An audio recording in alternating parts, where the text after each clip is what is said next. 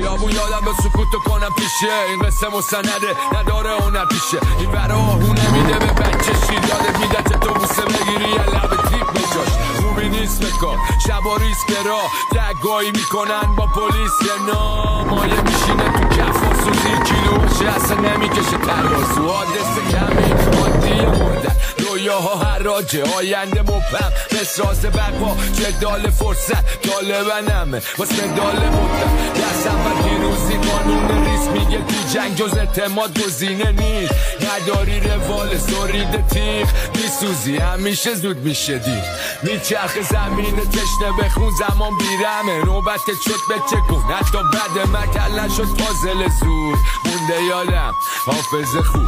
دنبال حقمون تو دل شب تیغم میشینه رو تن بیزات شهر اینو شب خونه شو وسط جنگ همه میگن دوستان ته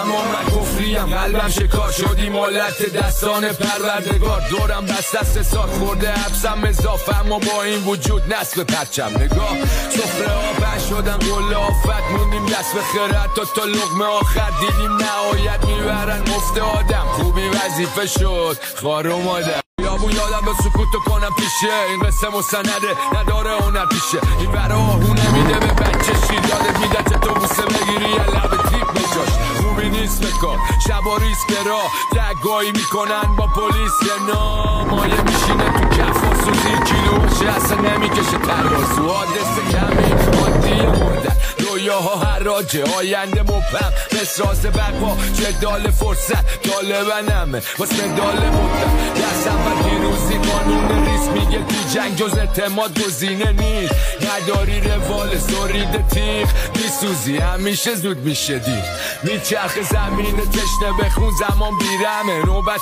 شد به چه کن حتی بعد مکل نشد فاضل زور مونده یادم حافظ خوب دنبال حقمون تو دل شب تیغم میشینه رو تن بیزات شهر اینو شب خونه شو وسط جنگ همه میگن دوستان ته